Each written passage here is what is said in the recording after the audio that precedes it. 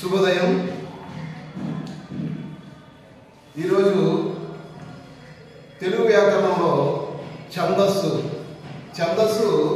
ముఖ్యంగా చాలామంది పిల్లలు దీన్ని కన్ఫ్యూజ్గా ఫీల్ అవుతారు. చక్కగా మీరు చాలా తేలిగ్గా అర్థం చేసుకునేటట్టు చాలా సింపుల్గా ఛందస్సుని ఈరోజు నేను బోధిస్తాను. ఛందస్సు అనేది పద్య లక్షణాన్ని తెలిపే శాస్త్రం. అంటే మనకి ఒక క్రికెట్ ఆట ఆడాలనుకోండి, క్రికెట్ రూల్స్ తెలియాలి. అలాగే ఛందస్సు తెలిస్తేనే పద్యాన్ని రాయగలరు, పద్యం గురించి మాట్లాడగలరు.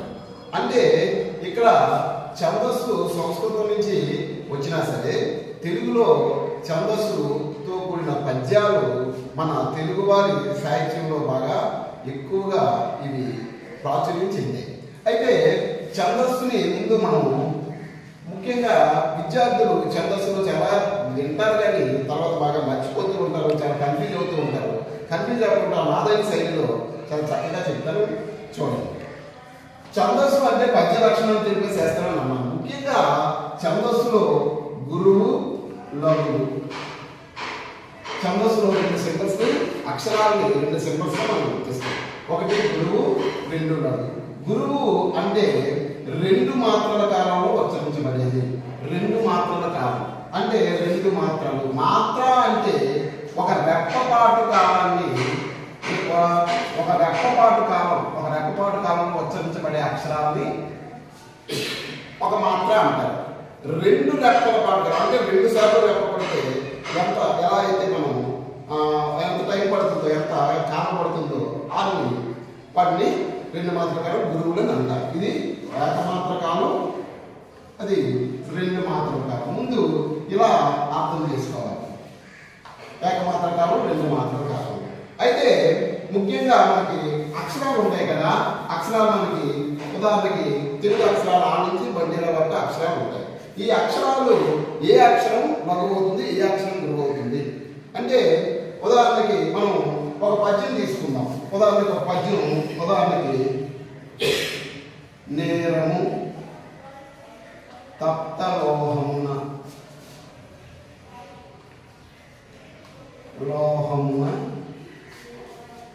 నిలిచి యనామకమై నశించు.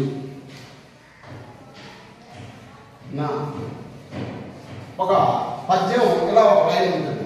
అంటే ఈ లైన్లో ఏ అక్షరం గురువు అవుతుంది, ఏ అక్షరం లఘువు అవుతుంది అనేది మనం ముందు తెలుసుకోవాలి.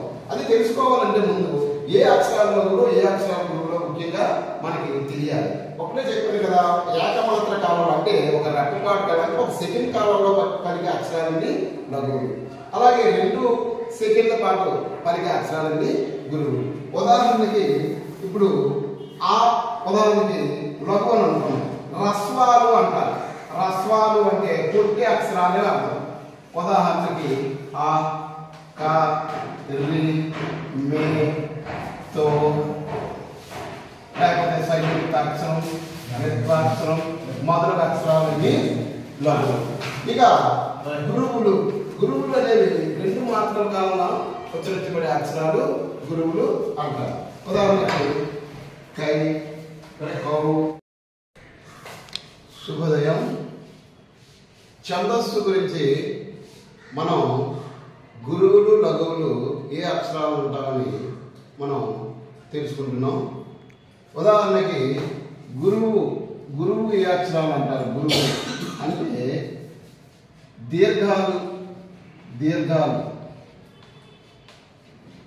దీర్ఘాలు అంటే క, ఆ, అలాగే ఈ మొదలైనవి.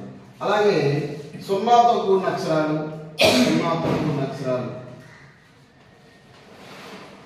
లేదా పొల్లు హల్లుతో కూడిన అక్షరాలు. అలాగే ఇంకా సంయుక్తాక్షరాలకు ముందున్న అక్షరాలు లేదా ద్విత్వాక్షరాలకు ముందున్న అక్షరాలు, ద్విత్వాక్షరాలకు ముందున్న అక్షరాలు, ఇవన్నీ కూడా గురువులుగా చెప్పుకుంటాం. అలాగే లఘువులు అంటే ఓన్లీ రస్వాలు మాత్రమే లఘువులుగా చెప్పుకుంటాం. ఉదాహరణకి ఆ, క, రి, మే. ఇది ముందు మనం ఛందస్సులో ఘనవ్యక్తం చేయాలంటే ముందు ఏ అక్షరాలు అయితే గురువులు అవుతాయి, ఏ అక్షరాలు లఘువులు అవుతాయి తెలుసుకోవాలి. చెప్పుకున్నాం కదా మనం, ఒక మాత్ర కాలంలో ఉచ్చరించబడేవి లఘువులు, రెండు మాత్రల కాలంలో ఉచ్చరించబడేవి గురువులు. వీటిని ముఖ్యంగా ఇది ముందు తెలిస్తే మనం ముఖ్యంగా ఈ గురు లఘువులు అనేది మనం గుర్తిస్తే ఆటోమేటిక్గా మనకి ఇవి తెలుస్తూ ఉంటుంది. ఇంతవరకు వస్తే ఉదాహరణకి చూద్దాం.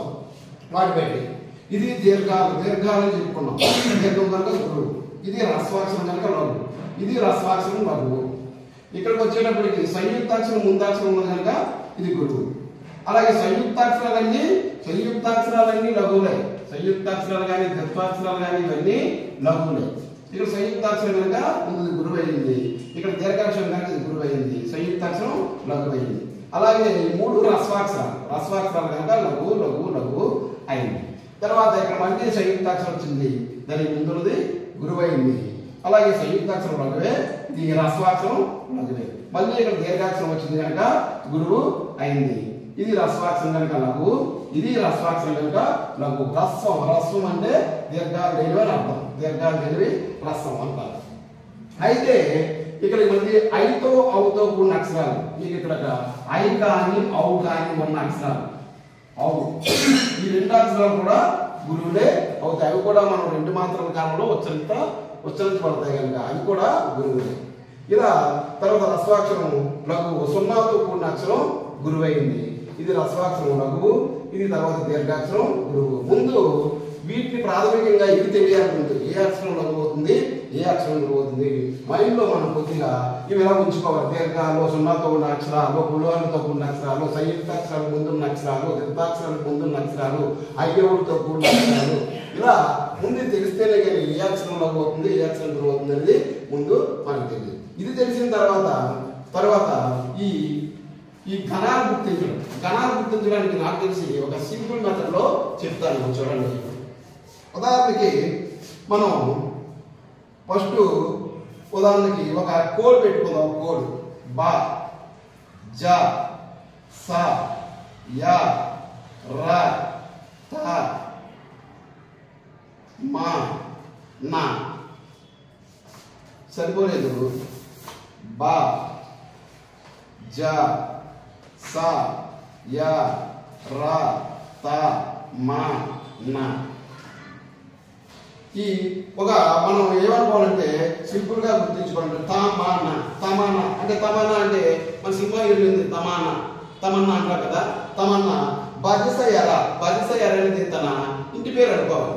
బజసయర తమన్నా అలా గుర్తించుకుంటే ఇది ఈ కోడ్ అనేది మన మనసులో ఉండాలి. ఇలా పెట్టిన తర్వాత ఫస్ట్ గురువు పెట్టి రెండు లఘువులు పెట్టాలి, రెండో దాంట్లో గురువు పెట్టి లఘువులు పెట్టాలి, మూడో దగ్గర గురువు వస్తుంది. ఇలా పెట్టాలి. ఫస్ట్ గురువు, రెండో గురువు, మూడో గురువు. అలాగే ఫస్ట్ లఘువు, రెండో లఘువు, మూడో లఘువు. ఇలాగే మూడు గురువులు, మూడు లఘువులు ఇలా పెట్టాలి. ఇది ముందు తెలియాలి. ఇది తెలియాలంటే ముందు బాజాస యారా తమన్నా ఇలా అది తమన్నా అని బజసేయరాన్ని గుర్తించుకోవాలి. బజసేయరా తన ఇంటి పేరు తమన్నా. ముఖ్యంగా ఆ పేరు గుర్తించుకుంటే ఇవి తెలుస్తుంది. వీటిని ఇలా పెట్టిన తర్వాత వీటిని ఇక్కడ అప్లై చేయాలి. ఉదాహరణకి ఇక్కడ ఫస్ట్ గురువు వచ్చింది, రెండు లఘువులు వచ్చింది అంటే భాగనం పెట్టాలి. ఇక్కడ మధ్యలో ఎక్కడ వచ్చింది, మధ్యలో రా వచ్చింది, అది రా పెట్టాలి. మూడు లఘువులు ఎక్కడ వచ్చాయి, నా. అలాగే ఆది గురువు అంటే బా. అలాగే మళ్ళా ఆది గురువు, ఆ తర్వాత మధ్య లఘువు, తర్వాత లఘువు గురువుని వగనం అంటారు. ఈ లఘువు గురువుని వగనం అంటారు. లేదా గురువు లఘువు దీన్ని హగనం అంటారు. ఇది గుర్తించుకోవాలి. ఓకే, ఇంతవరకు ఇలా వచ్చిన తర్వాత ఇంకా మనం కొంతమంది ఈ అమాత రాజబాన్సలో చేస్తారు. అమాత రాజబాన్స్ అయితే కొంత మీకు చిన్నది కన్ఫ్యూజ్ ఉంటుంది. అదేంటో అది కూడా చెప్తాను చూడండి. యమాత రాజబాన్స్ చక్రం పెట్టి ఇలా చేస్తూ ఉంటారు. యా, మా, తా, రా, జ, భా, నా, స. ఇక్కడ తా కూడా దీర్ఘం ఉండాలి. ఇలా ఏది దీర్ఘం ఉండాలి ఏది దీర్ఘం లేకూడదు కన్ఫ్యూజ్ అవుతూ ఉంటారు. అందుకని నేను ఈ షార్ట్ కట్ మెథడ్ ఇప్పుడు ఇందులో అయితే చాలా సింపుల్ గా చేయొచ్చు. ఇక్కడ మీరు ఏం చేస్తారంటే ఇక్కడ తాకి దీర్ఘం లేదని కట్టడం మానేస్తే మొత్తం పోతుంది. ఇక్కడ అదే దీన్ని ఎలా చూసుకోవాలంటే మీరు భారత మాత అనే ఒక వర్డ్ రాసుకోవాలి. వర్డ్ రాసుకొని ఈ భారత మాతలో ఏ అయితే లెటర్స్ ఉన్నాయో అంటే అక్షరాలు ఉన్నాయో ఆ అక్షరాలన్నింటినీ దీర్ఘాలు ఉండాలని అనుకోవాలి. ఇలా అనుకోవాలి. ఇలా అనుకుంటే అప్పుడు మీకు ఏది దీర్ఘం ఉండకూడదు ఏది లఘు ఉండకూడదో ఏది ఒకటి తెలుస్తూ ఉంటుంది. ఉదాహరణకు ఇప్పుడు ఇది రసాక్షరం లఘు పెడతారు, దీర్ఘాక్షరం గురువు పెడతారు, దీర్ఘాక్షరం గురువు పెడతారు, ఇది దీర్ఘాక్షరం గురువు పెడతారు, రసాక్షరం లఘు, దీర్ఘాక్షరం గురువు, ఇది రసాక్షరం లఘు, ఇది కూడా లఘు. ఇలా పెట్టిన తర్వాత అప్పుడు మీరు వీటిని కూడా ఇలా అప్లై చేయొచ్చు. ఉదాహరణకు ఫస్ట్ గురువు వచ్చింది, ఫస్ట్ గురువు వచ్చింది గురువు లఘు లఘు ఇలా అప్లై చేస్తారు. లేకపోతే మధ్యలోకి వచ్చిందంటే ఇక్కడి నుంచి వస్తారు ఇలా లఘు గురువు లఘు లఘు అంటే మీకు రెండు మెథడ్లు కూడా చెప్తున్నాను. ఈ మెథడ్ ఈ మెథడ్లో కొంచెం కన్ఫ్యూజ్ ఉంటుంది. ఈ మెథడ్ చాలా ఈజీ. మనం ఎగ్జామ్ లో షార్ట్ కట్ గా ఇస్తాడు, వెంటనే ఒక అక్షరం ఒక లైన్ ఇస్తాడు, ఇది ఏ కాలం గుర్తించమంటాడు. ఇది చేయాలంటే చాలా టైం పడుతుంది, చాలా ఈజీ అవుతుంది. ఇంతవరకు చేయాలంటే ఇది ఘన విభజన. ఓకే, ఇంతవరకు చూద్దాం. ఈ తర్వాత ఎపిసోడ్ లో వీటి తర్వాత లక్షణాలు అనేవి ఎలా గుర్తించుకోవాలో తర్వాత ఎపిసోడ్ లో చూద్దాం. ధన్యవాదాలు.